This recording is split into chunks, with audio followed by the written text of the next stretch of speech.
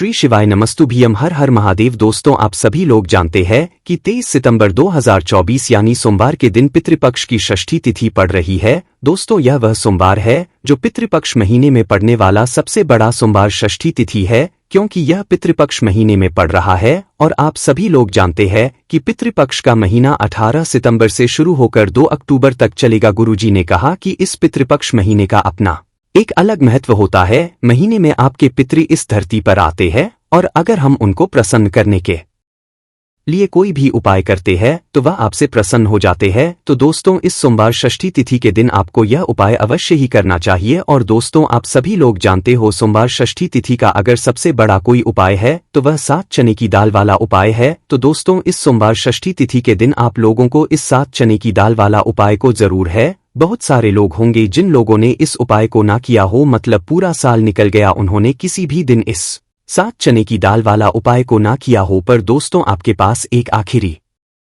मौका बचा हुआ है जो कि 23 सितंबर के दिन है। तो इस दिन आप लोगों को इस वाले उपाय को जरूर कर लेना है। भले ही आपने पूरे साल भर इस उपाय को ना किया हो, पर अगर आपने इस श्राद्ध पक्ष महीने की सोमवार षष्ठी तिथि के दिन अगर इस वाले उपाय को कर लिया तो आपको इस उपाय को करने का वह फल मिलेगा जिसकी आपने कभी कल्पना भी नहीं करी होगी। आप लोग इस वाले उपाय को एक बार जरूर कर लेना ताकि आप लोगों के हाथ से ये मौका ना जा सके और आपको इस उपाय को करने का फल मिल सके। दोस्तों, ये उपाय पंडित जी ने अपनी अभी की ही शिव महापुराण की कथा में बताया है, जिस उपाय को आज हम आपको बहुत अच्छे से समझाने वाले हैं। इस वीडियो को देखने के बाद इस उपाय को समझने के लिए आपको कोई और वीडियो को देखने की जरूरत नहीं पड़ेगी। तो चलिए दोस्तों, उपाय को शुरू करते हैं। देखिए, ये पितृपक्ष महीने के सोमवार षष्ठी तिथि के दिन ये इतना खास होता है, इतना महत्वपूर्ण होता है। देखा गया है कभी कभी बड़े बड़े पूजा पाठ अनुष्ठान से जो मनोकामना पूर्ण नहीं होते, वह पितृपक्ष महीने के दिन एक छोटे से उपाय करने से ही आपकी मनोकामना पूर्ण हो जाती है।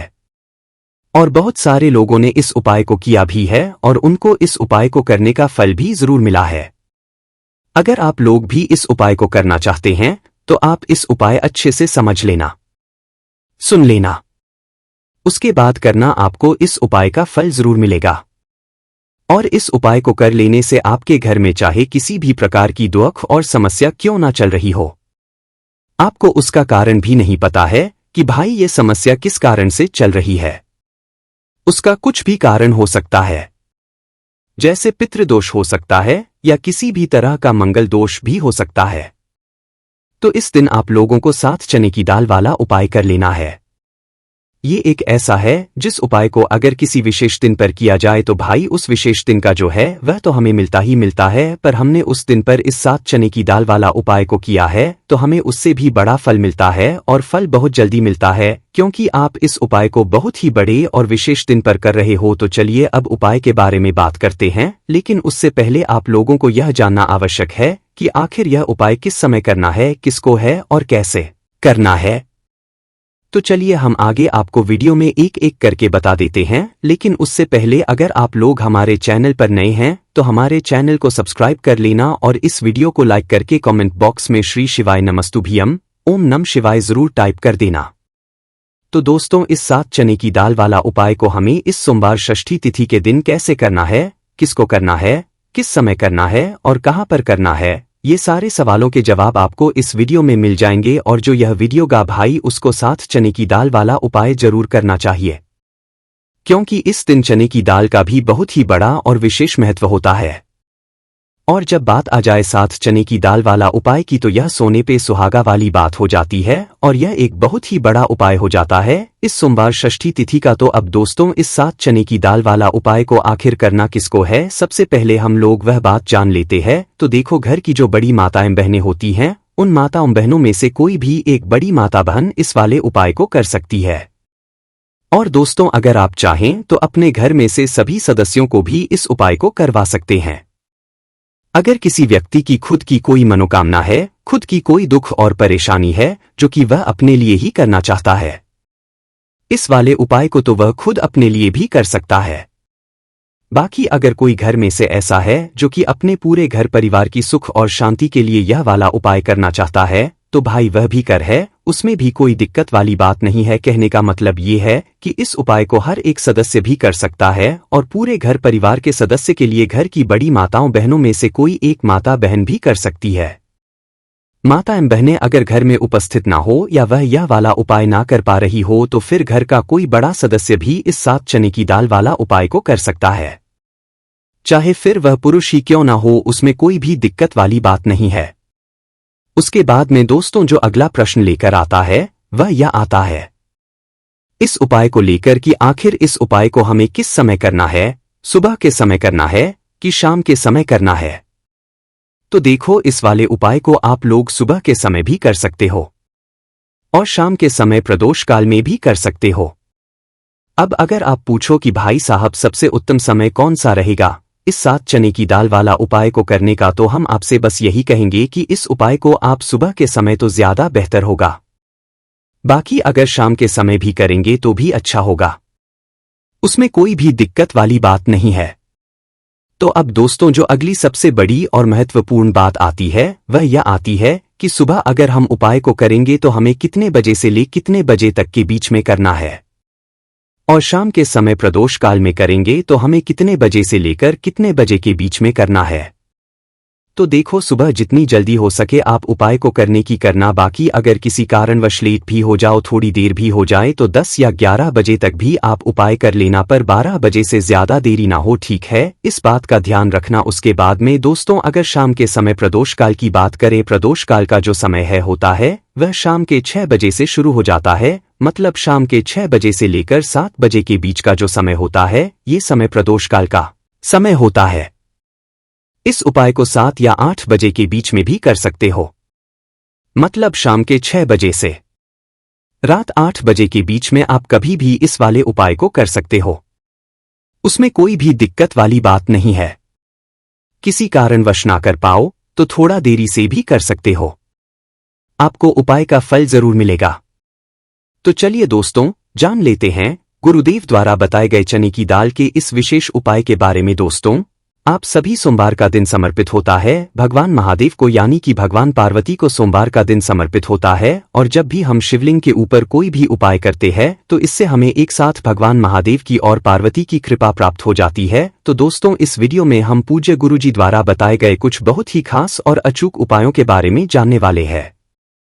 यह उपाय आपके जीवन में बड़ी से बड़ी मनोकामना को तो पूर्ण करेंगे ही साथ आपको अपने जीवन में सुख समृद्धि धन वैभव मान सम्मान की प्राप्ति भी करवाने वाले हैं। तो चलिए दोस्तों जान लेते हैं गुरुदेव द्वारा बताए गए सबसे पहले और खास उपाय के बारे में। देखिए दोस्तों, गुरुदेव ने बताया है कि सोमवार षष्ठी तिथि के दिन किया जाने वाला यह सबसे खास और सर्वश्रेष्ठ उपाय है। 7 चने की दाल लेनी है। देखिए आप 7 चने की दाल भी ले सकते हैं या फिर 12 भी ले सकते हैं, 21 या फिर 108 चने की दाल भी ले सकते हैं। यदि आप 21 चने की दाल लेते हैं तो यह आपके उपाय के लिए अत्यधिक सर्वोत्तम होता है। तो इस प्रकार से आप कम से कम 7 चने की दाल ले सकते हैं और अधिक से अधिक आप 108 चने की दाल ले सकते हैं। अब देखिए इसी के साथ में आपको मात्र 1 लोटा शुद्ध जल लेना होगा तांबे के पात्र के अंदर अपने ही घर से, और साथ ही में आपको 1 से 2 गू के टुकड़े भी लेने हैं। देखिए सोमवार का दिन भगवान महादेव को समर्पित होता है। आपको यह जो सारी सामग्रियां हैं इन्हें लेकर के पहुंच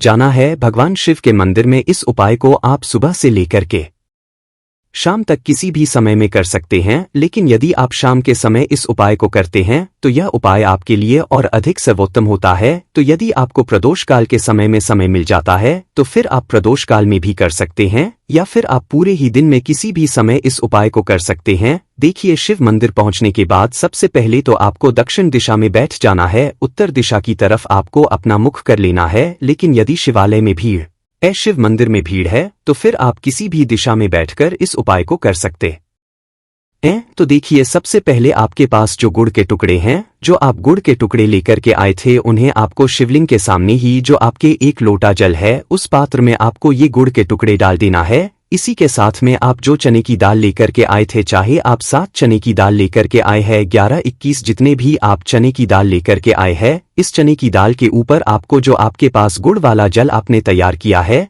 इसमें से थोड़ा सा जल आपको इस चने की दाल पर डाल लेना है। अब देखिए आपके पास जो गुड़ वाला जल है इसमें से पहले थोड़ा सा जल आपको श्री गणेश जी वाले स्थान पर समर्पित कर देना है।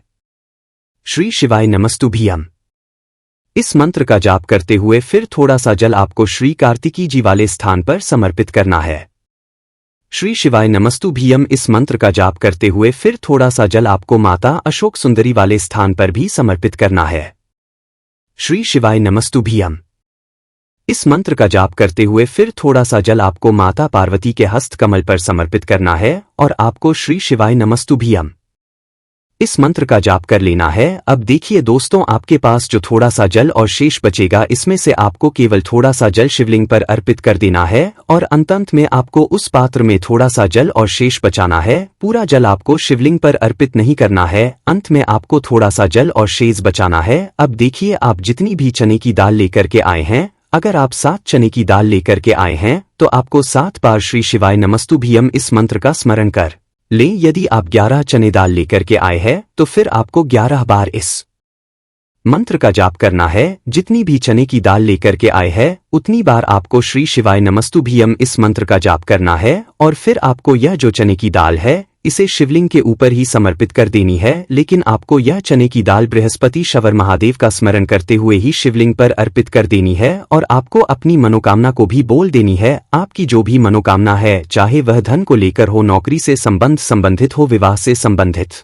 हो या फिर आपके मकान जमीन जायदाद से संबंधित हो, चाहे ग्रह क्लेश से संबंधित हो या फिर किसी भी प्रकार की जो मनोकामना है उसे आपको बृहस्पति शवर महादेव से परिपूर्ण करने की प्रार्थना कर लेनी है। और इसके बाद आपके पास जो पात्र के अंदर थोड़ा सा से जल और बचा हुआ था, इसे भी आपको धीरे धीरे भगवान शिव की शिवलिंग पर ही अर्पित कर देना होगा। श्री शिवाय नमस्तुभ्यम इस मंत्र का जाप करते हुए पूज्य गुरुजी कहते हैं कि 23 सितंबर पितृपक्ष सोमवार षष्ठी तिथि के दिन जो भी व्यक्ति इस प्रकार से यह चमत्कारिक उपाय कर लेता है तो उसकी जो मनोकामना है वह भगवान लक्ष्मी नारायण की कृपा से तथा महादेव की कृपा से बहुत ही जल्द परिपूर्ण हो जाती है। अब दोस्तों, हम जान लेते हैं गुरुदेव द्वारा बताए गए दूसरे खास और चमत्कारिक उपाय के बारे में। इस उपाय के लिए आपको 1 लोटा जल लेना है तांबे के पात्र के अंदर और साथ ही साथ आपको लेना है थोड़ा सा शुद्ध घी, यानी कि आपके घर में जो भी शुद्ध घी है उससे आपको मात्र थोड़ी सी मात्रा में लेना है। आपको आधा चम्मच या फिर 1 चम्मच शुद्ध घी लेना है। अब देखिए, मात्र जो 1 लोटा जल है और शुद्ध घी है, इन दोनों को आपको लेकर के पहुंच जाना है भगवान शिव के मंदिर में। यह उपाय भी सुबह से लेकर के शाम तक किसी भी समय में कर सकते हैं। देखिए, मंदिर पहुंचने के बाद सबसे पहले तो आप जो 1 लोटा जल लेकर के आए हैं इसे आपको धीरे धीरे भगवान शिव के शिवलिंग पर ही अर्पित कर देना होगा। श्री शिवाय नमस्तुभ्यम इस मंत्र का लगातार जाप करते हुए इसके बाद आप जो घी लेकर के आए थे इसे आपको एक विशेष प्रकार से इससे समर्पित करना है। देखिए, पूज्य गुरुदेव ने बताया है कि यह जो घी है यही आपके जीवन से बड़ी को दूर करने वाला है, बड़ी से बड़ी असफलताओं को समाप्त करने वाला है, जीवन के सारे कष्टों को समाप्त करने वाला है। तो देखिए, आप जो लेकर के आए हैं सबसे पहले तो इसे आपको तर्जनी उंगली में लगा लेना है, यानी कि अंगूठे के जो पास वाली उंगली होती है उस उंगली में आपको यह घी लगा लेना है और फिर इस उंगली से आपको शिवलिंग पर जहां माता अशोक सुंदर का स्थान होता है वहां पर आपको अच्छे से इस घी का लेपन कर देना है और लगातार आपको श्री शिवाय नमस्तुभ्यम या फिर ओम नमः शिवाय इस मंत्र का स्मरण करते रहना है। अब दोस्तों, इस घी का लेपन करने के बाद आपकी उंगली में जो भी घी लगा हुआ है इसे सीधे आपको अपने घर लेकर के आ जाना है और आपके घर का जो मुख्य द्वार यानी कि जो मेन गेट होता है उस गेट पर आपको इस घी की 1 बिंदी लगा देनी है और फिर से आपकी जो भी मनोकामना थी उससे आपको वापस से महादेव से परिपूर्ण करने की प्रार्थना कर लेनी। पूज्य गुरुदेव ने बताया है जो व्यक्ति 23 सितंबर पितृपक्ष सोमवार षष्ठी तिथि के दिन 1 बूंद घी वाला या चमत्कारिक उपाय भी कर लेता है तो उसकी जो बड़ी से बड़ी मनोकामना है, बड़े से बड़े कार्य है, वह कुछ ही दिनों में परिपूर्ण हो जाते हैं। तो इस प्रकार से आप यह सुंदर सा उपाय भी कर सकते हैं। चलिए दोस्तों, अब हम जान लेते हैं गुरुदेव द्वारा बताए गए तीसरे खास और चमत्कारी उपाय के बारे में। यह आपके जीवन से सारे संकटों को समाप्त करके आपकी मनोकामनाएं को परिपूर्ण करने वाला है और इस उपाय के लिए आपको 1 लोटा जल लेना है। जल आपको विशेषकर तांबे के पात्र के अंदर अपने ही घर से लेना है। इसी के साथ में आपको थोड़ा सा शहद लेना है। शहद आपको मात्र 1 से 2 बूंद ही लेना है और आखिर में आपको एक प्यारी सी और सुंदर सी बेलपत्र लेनी है। अगर आपके पास बेलपत्र उपलब्ध नहीं हो पाती तो आप यह बेलपत्र है इसे शिवलिंग से उठाकर पुनः शुद्ध जल से धोकर के इसका उपयोग कर सकते। बस आपको ध्यान रखना है कि जो बेलपत्र है वह कहीं से भी टूटे हुए खंडित नहीं होनी चाहिए, इस बात का आपको ध्यान रखना है। अब देखिए दोस्तों, गुरुदेव ने बताया है यह उपाय आप सुबह से लेकर के शाम तक किसी भी समय में कर सकते हैं। तो देखिए, सबसे पहले तो आपको इन सभी सामग्रियों को लेकर के पहुंचना है भगवान शिव के मंदिर में, और सबसे पहले तो आप जो एक लोटा जल लेकर के आए हैं इसे आपको धीरे धीरे भगवान शिव की शिवलिंग पर ही अर्पित कर देना का बृहस्पतिश्वर महादेव का मन में लगातार स्मरण करते हुए और श्री शिवाय नमस्तुभ्यम इस मंत्र का जाप करते हुए। अब देखिए दोस्तों, आप जो बेलपत्र लेकर के आए थे, आप सभी को पता है बेलपत्र में 3 पत्तियां होती है और बेलपत्र की जो तीनों ही पत्तियों को जोड़ने वाली डंडी होती है, यानी कि बेलपत्र की जो तीनों ही पत्तियां जिस डंडी से जुड़ी हुई होती है उस डंडी पर आपको शहद की एक बिंदी लगानी है। पत्र की तीनों ही पत्तियों को जोड़ने वाली जो डंडी होती है उस पर आपको शहद की एक बिंदी लगा देनी है और आपको बृहस्पति महादेव से प्रार्थना कर लेनी है। फिर आपको प्रार्थना कर लेनी है कि हमारे जीवन में जो भी संकट चल रहे हैं, समस्याएं चल रही हैं, उन सभी को आप दूर करें, या फिर आपकी जो भी मनोकामना है उसे परिपूर्ण करने की आपको प्रार्थना कर लेनी है। और इसके बाद जो आपके पास जज बेलपत्र है इसे आपको शिवलिंग पर ही समर्पित कर देनी है। बेलपत्र इस प्रकार से अर्पित करने हैं कि जो इसकी चिकनी साइड है वह शिवलिंग से स्पर्श रहेगी, डंडी वाला भाग जलाधारी की ओर रहेगा। इस प्रकार से आपको यह बेलपत्री शिवलिंग पर ही अर्पित कर देनी है। गुरुदेव ने बताया है जो भी व्यक्ति 23 सितंबर पितृपक्ष सोमवार षष्ठी तिथि के दिन शहद और बेलपत्र का या चमत्कारिक उपाय कर लेता है तो उसके जीवन के जो सारे संकट है वह महादेव और भगवान विष्णु की कृपा से निश्चित ही समाप्त हो जाते हैं और इसकी जो मनोकामना है वह बहुत ही जल्द परिपूर्ण हो जाती है। तो दोस्तों, इस दिन का महत्व बहुत ही ज्यादा बड़ा होता है और इस दिन आप लोगों को 5 कनेर के फूल वाला उपाय जरूर करना चाहिए। और दोस्तों, बहुत सारे लोगों ने तो यह वाला उपाय करना भी शुरू कर दिया है, पर बहुत सारे लोगों को उपाय समझ नहीं आया है, जिस कारणवश वो अभी तक यह वाला उपाय नहीं कर पाए। तो इस वीडियो में आप लोगों को हम 23 सितंबर जिस दिन सोमवार षष्ठी तिथि है, इस दिन आप लोगों को 5 कनेर के फूल वाला उपाय जरूर करना चाहिए, जो कि पंडित जी ने अपनी अभी की ही कथा में यहां पर बताया हुआ है। तो दोस्तों, इस उपाय को आपको कैसे करना है, कब करना है, कहां पर करना है और उपाय को करते समय आपको किन किन बातों का ध्यान रखना है, ये सारी जानकारी हम आपको इस वीडियो में देंगे।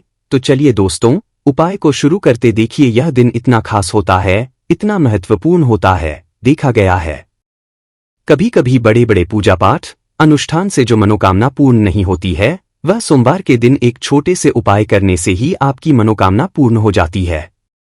और बहुत सारे लोगों ने इस उपाय को किया भी है और उनको इस उपाय को करने का फल भी जरूर मिला है। अगर आप लोग भी इस उपाय को सोमवार के दिन करना चाहते हैं तो आप इस उपाय को अच्छे से समझ लेना, सुन लेना, उसके बाद करना, आपको इस उपाय का फल जरूर मिलेगा। और इस उपाय को करने से आपके घर में चाहे किसी भी प्रकार की दुख और समस्या क्यों ना चल रही हो, आपको उसका कारण भी नहीं पता है कि भाई यह समस्या किस कारण से चल रही है, उसका कुछ भी कारण हो सकता है, जैसे पितृदोष हो सकता है या किसी भी तरह का मंगल दोष भी हो सकता है, और भी बहुत तरह के दोष होते हैं, कुछ भी हो सकता है। पर आपको इस उपाय को करने लिए अपने दोष को पता लगाने की भी जरूरत नहीं है। सोमवार के दिन इस 5 कनेर के फूल वाला उपाय को आप लोगों को कर लेना है। दोस्तों, अब हम समझते हैं इस वाले उपाय को हमें करना किस समय है। तो सबसे पहली बात दोस्तों, हम समझते हैं कि ये 5 कनेर के फूल वाला उपाय करना किसको है। तो देखिए, यहां पर सीधी सी बात है कि ये 5 कनेर के फूल वाला जो उपाय है ये किस लिए किया जा रहा है।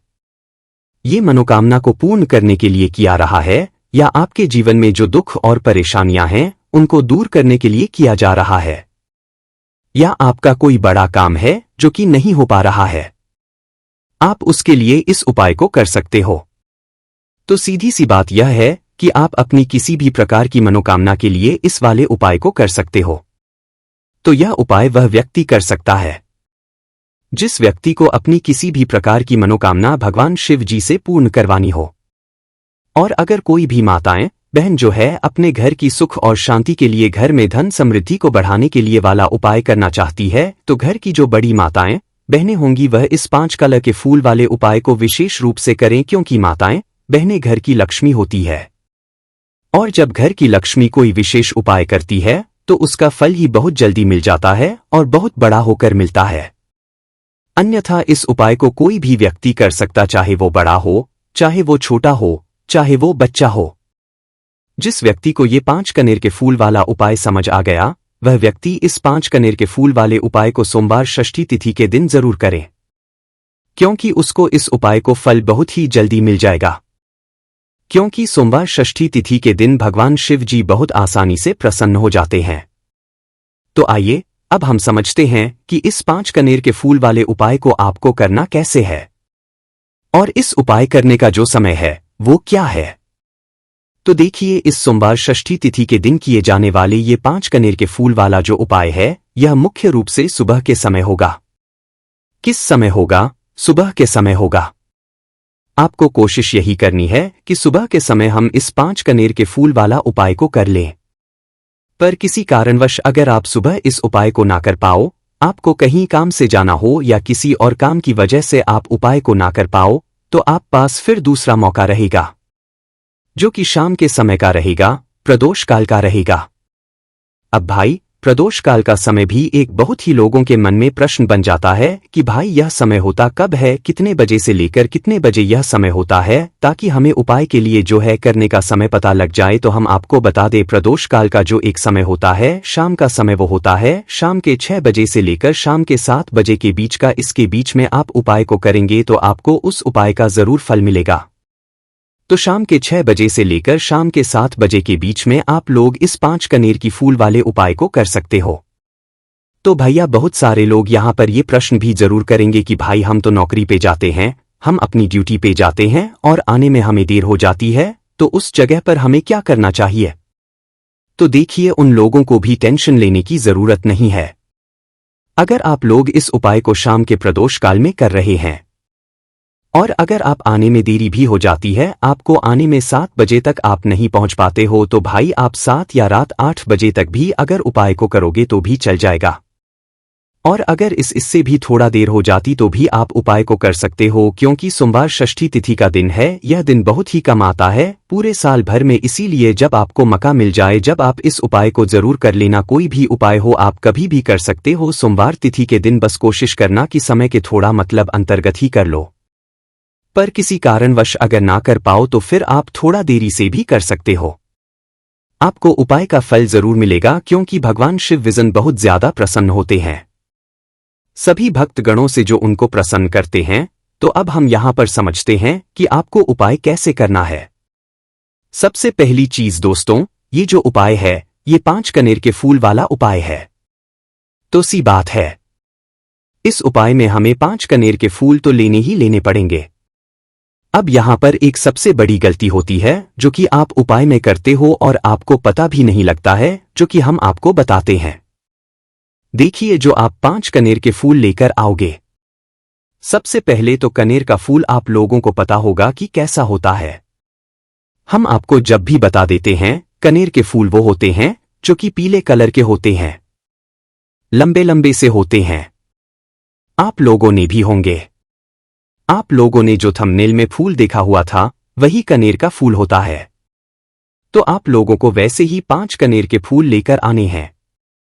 ये कनेर के फूल आप लोगों को बहुत आसानी से मिल जाते हैं। बस आपको इसका पेड़ ढूंढना होता है, और बहुत सारे फूल उसमें लगे हुए होते हैं, कुछ भी कमी नहीं होती है। बस दोस्तों, आपको यहां पर ध्यान इस बात का रखना है कि अगर ये 5 कनेर के फूल जो है, मतलब कनेर के फूल का पेड़ जो है, कहीं बाहर लगा हुआ है, वो किसी के में नहीं लगा हुआ है, किसी का वो पेड़ नहीं है, तो आप बिना पूछे जो है वह कनेर के फूल तोड़कर ला सकते हो। पर अगर कोई सा कनेर का पेड़ किसी के घर के अंदर लगा हुआ है और आपको वह कनेर के फूल उसके घर के अंदर से चाहिए, तो भाई उससे पहले पूछना कि भाई हम जो है आपके पेड़ में से 5 कनेर के फूल ले लें या कनेर के फूल ले लें। भाई पहले उससे पूछना, क्योंकि ये वाले जो 5 कनेर के फूल आप लोग ले रहे हो, ये उपाय के लिए ले रहे हो, और भगवान शिव जी को जब हम करते हैं तो भाई पूर्ण रूप से जो है हम पूरे विधि विधान से करते हैं। तो इसीलिए अगर आप किसी के घर में के अंदर जो पेड़ लगा हुआ है कनेर का, उस पेड़ से अगर ये फूल ले रहे हो, तो भाई पहले उस घर के मुखिया से पूछ लेना कि हम आपके पेड़ से कनेर के फूल ले लें। अगर वो हाँ कह देता है, तो भाई उसके बाद आप उसके पेड़ से 5 कनेर के फूल ले लेना। अगर कोई कनेर का पेड़ जो है ऐसे ही बाहर लगा हुआ है, खुले में लगा हुआ है, उस पर किसी का भी नहीं है, तो वो आप जो है बिना पूछे भी उस पेड़ में से तोड़ सकते हो। पर किसी के घर के अंदर लगा हुआ है तो उससे सकर ही 5 कनेर के फूल उसके पेड़ में से लेना। अब आपके पास 5 कनेर के फूल भी आ चुके हैं। अब दोस्तों, कनेर के फूल के साथ में क्या हमें सीधा उपाय करना है या कुछ सामग्री भी लेकर जाना है? तो देखो, कोई भी उपाय जब हम करते हैं तो सीधा हम उपाय जाकर नहीं करते हैं, उससे पहले हम भगवान शिव जी की पूजन अर्चना भी हैं। तो देखो, अगर यह उपाय आप सुबह के समय कर रहे हो, प्रातः काल कर रहे हो, तो आप लोगों को अपने साथ में कम से कम 1 लोटा जल तो जरूर लेकर जाना ही जाना है। सोमवार षष्ठी तिथि का दिन रहेगा, वैसे ही माता एवं बहनें अपनी पूजन सामग्री लेकर जाएंगी, तो उन लोगों के लिए कोई दिक्कत नहीं है जो प्रतिदिन शिव जी के मंदिर जाते हैं या सोमवार षष्ठी तिथि के दिन अपनी पूरी पूजन सामग्री लेकर जाएंगे। भाई वो वैसे के वैसे ही लेकर जाएं, यह बात उनके लिए है जो कुछ भी लेकर नहीं जाएंगे। भाई वो बस 1 लोटा जल तो जरूर लेकर जाए अगर वह इस उपाय को 5 कनेर के फूल वाले उपाय को कर रहे हैं। उसी के बाद में दोस्तों, शाम के समय की बात करें तो भाई शाम के समय अगर आप लोग इस 5 कनेर के फूल वाले उपाय को कर रहे हो तो अपने साथ में 1 गोल बाती का घी का दीपक जरूर लेकर जाना। जो घी का दीपक लोगे वो आटे का होना चाहिए। आटे का होने के साथ में उसके अंदर गोल बाती आएगी। वो गोल बाती आप अपने हाथों से बनाओगे तो ज्यादा बेहतर होगा। साथ ही में उस दीपक के अंदर जो मतलब चीज डलेगी वो डालेगी शुद्ध देसी गाय का घी। उसके अंदर शुद्ध देसी गाय का घी ही डालना, ना भैंस का डालना, ना मिलावटी बाजार का घी डालना। इस बात का भी आप लोग ध्यान रखना। अगर आपको उपाय का पूर्ण फल चाहिए तो भाई करना क्या है, देखो, सुबह अगर उपाय कर रहे हो ना, तो अगर 12 बजे तक भी उपाय करोगे तो भी कोई वाली बात नहीं है, कर सकते हो। सोमवार षष्ठी तिथि का दिन बार बार नहीं आता है। आपको पहुंचना है सबसे पहले तो अपने घर के पास में जो शिव मंदिर हो, शिवालय हो, जहां पर शिवलिंग विराजित हो, वहां पर आप लोगों को पहुंच जाना है। अब वहां पर पहुंच करके सीधा हमें जाकर उपाय करने लग जाना है। नहीं, आपको पहले अपना शिव जी के मंदिर के अंदर प्रवेश करना है, भगवान शिव जी के दर्शन करना है। पहले आपको अपनी अपनी पूजन अर्चना करनी है, जैसे कि 1 लोटा जल जो गए हैं भाई वो 1 लोटा जल चढ़ा दें। इसके अलावा जो भी पूजन सामग्री है आपकी फूल, धतूरा, गुलाल, अबीर, गुलाल जो भी चीजें हैं, चंदन वगैरह, उन सारी चीजों से आप पूजन अर्चना कर सकते हो। पर जो उपाय के 5 कनेर के फूल हैं वो आप अलग ही रखना, वो उपाय के समय ही हमें निकालने हैं। तो पहले आप अपनी पूजन अर्चना कर लेना, जैसे आप शिवरात्रि के दिन करते हो, शिवरात्रि के अष्टम के दिन करते हो, वैसे आप अपनी पूजन अर्चना लेना।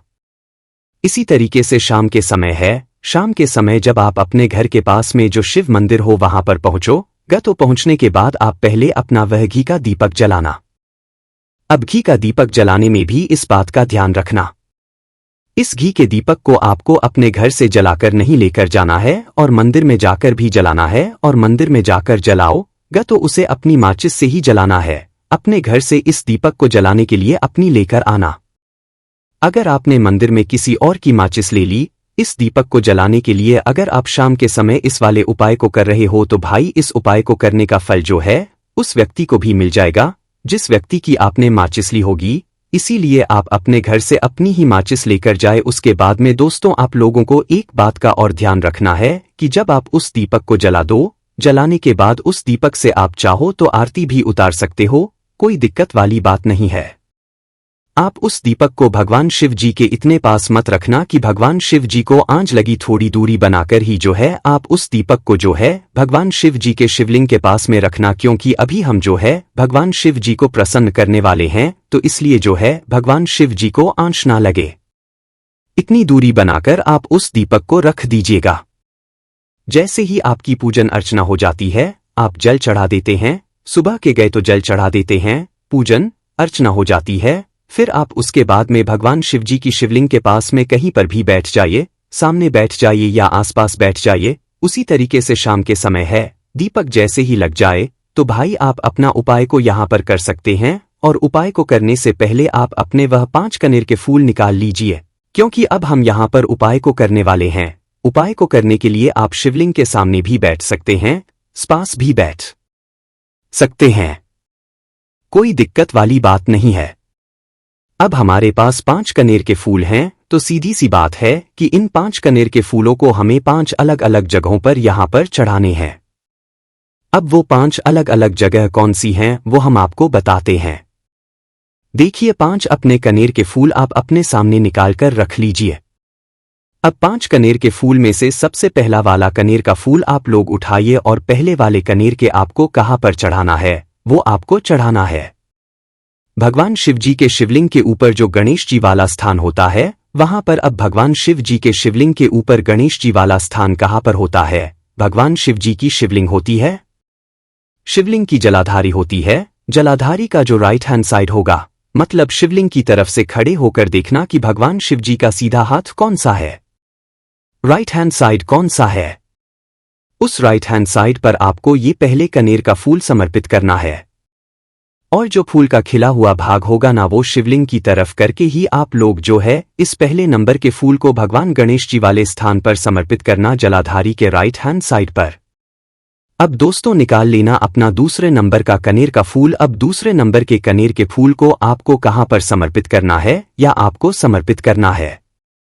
भगवान कार्तिकेय जी वाले स्थान पर। अब गणेश जी वाला स्थान राइट हैंड साइड पर होता है तो कार्तिकेय जी वाला स्थान लेफ्ट हैंड साइड पे होता है। जलाधारी के ऊपर है तो जलाधारी के ऊपर जो लेफ्ट हैंड साइड का जो हिस्सा है वहां पर कार्तिकी जी के स्थान है। तो इस दूसरे नंबर के फूल को आप वहां मतलब वहां पर समर्पित कर देना और भगवान से प्रार्थना कर लेना और फूल का खिला हुआ भाग शिवलिंग की तरफ ही होना चाहिए। अब बात आती है तीसरे कनेर के फूल। तो तीसरे कनेर के फूल को भी आपको लेना है और इस तीसरे कनेर के फूल को आपको माता अशोक सिंद्र जी वाले स्थान पर समर्पित करना है। अब ये माता अशोक सिंद्र जी का स्थान कहां पर होता है? दोस्तों ये जो स्थान होता है ये जलाधारी के बिल्कुल बीचों बीच में होता है। आपने पहला फूल भगवान गणेश जी वाले स्थान पर चढ़ाया, दूसरा फूल कार्तिकी जी वाले स्थान पर चढ़ाया। अब ये तीसरा फूल जो है इन दोनों फूलों के बीचों बीच ही मतलब जहां पर माता अशोक सुंदर जी का स्थान होता है, खिला हुआ भाग शिवलिंग की तरफ करके ही जो है इस तीसरे नंबर के फूल को आप समर्पित कर देना माता असक चंडी वाले स्थान पर। अब बात आती है चौथे नंबर के फूल की। तो दोस्तों जो चौथे नंबर का फूल होगा ये आप लोगों को कहां पर समर्पित करना है? ये आप लोगों को समर्पित करना है भगवान शिव जी की शिवलिंग के ऊपर जो एक पात्र टंगा हुआ होता है जिससे बूंद करके जल टपकता है, जिसके अंदर शिव जी की 5 बेटियों का स्थान होता है, जया, वेश, हरा, शामली, बारी, दोतली और देव। उस पात्र के अंदर जो है आप लोगों को क्या करना है? ये चौथे नंबर के फूल को समर्पित करना है। अगर किसी कारणवश आपका वह पात्र जो है शिवलिंग के ऊपर जो पात्र टंगू होता है जिससे बूंद बूंद करके जल टपकता है वह पात्र उपस्थित ना हो तो वह आपको क्या करना है कि शिवजी की 5 बेटियों नाम लेकर जया, विषहरा, शामली, बारी और देव का नाम लेकर जो है इस चौथे नंबर के फूल को आपको जलाधारी के ऊपर ही कटी शिवलिंग का जो कटी भाग होता है मतलब जलाधारी के ऊपर ही जो भाग होता है वहां पर समर्पित कर देना इस चौथे नंबर के फूल को। उसके बाद में दोस्तों बात करते हैं आखिरी नंबर के 5वें नंबर के फूल को, जो कि आखिरी फूल है हमारा। इस 5वें नंबर के फूल को आपको क्या करना है? आपके मतलब जिस मंदिर में आप गए हो वहां पर अगर त्रिशूल लगा हुआ है तो भाई त्रिशूल का एक मध्य भाग होगा जहां से वो त्रिशूल के 3 भाग निकले हुए होंगे। तो आपको वो त्रिशूल का एक मध्य भाग देख लेना है। उस मध्य भाग पर आपको इस 5वें नंबर के कनेर के फूल को छुआ है, स्पर्श कराना है और स्पर्श कराने के बाद इस 5वें नंबर के फूल को आपको क्या करना है? भगवान शिव जी की शिवलिंग के ऊपर समर्पित कर देना है। दोस्तों अगर वह मतलब जो है त्रिशूल ना भी हो आपके मंदिर में उपस्थित तो आप सीधा सीधा यह जो 5वें नंबर का कनेर का फूल है या भगवान शिव जी की शिवलिंग के ऊपर समर्पित कर देना। बस ध्यान इस बात का रखना कि जो खिला हुआ भाग है फूल का वो सामने की तरफ होना चाहिए, जलाधारी की तरफ होना चाहिए और डंडी का जो भाग है वह शिवलिंग के पीछे की तरफ होना चाहिए फूल की। तो इस बात का आप लोगों को ध्यान रखना है। जैसे आप लोग को ये 5 फूल समर्पित कर दे देते हैं वहीं पर भगवान शिव जी के शिवलिंग के पास में बैठकर जो है हाथ जोड़कर विनती कर अपनी वह मनोकामना बोलना जिस मनोकामना के लिए आप लोग यह वाला उपाय कर रहे हो, अपनी वह दुख और समस्या बोलना जिसके लिए आप लोग अपना यह वाला उपाय कर रहे हो, अपनी किसी भी एक मनोकामना के लिए यह वाला उपाय करना। 2-3 मनोकामना एक साथ मत बोलना, कोई भी एक मनोकामना बोल देना अपने 5 नंबर के फूल को चढ़ाने के बाद और चढ़ा दो तो भाई 2 मिनट भगवान शिव जी के नाम का जाप कर लेना। उसके साथ में दोस्तों आपका ये उपाय यहाँ पर पूर्ण हो जाता है और आप अब भगवान शिव जी के दर्शन करके उनको धोख देकर अपने घर पर वापस जा सकते हो। इसी के साथ में दोस्तों इस उपाय को करने से आपको बहुत ही बड़ा फल मिलेगा। आपकी मनोकामना बहुत ही जल्दी पूर्ण होगी और आपको इस उपाय को करने का फल भी बहुत ही बड़ा होकर मिलेगा।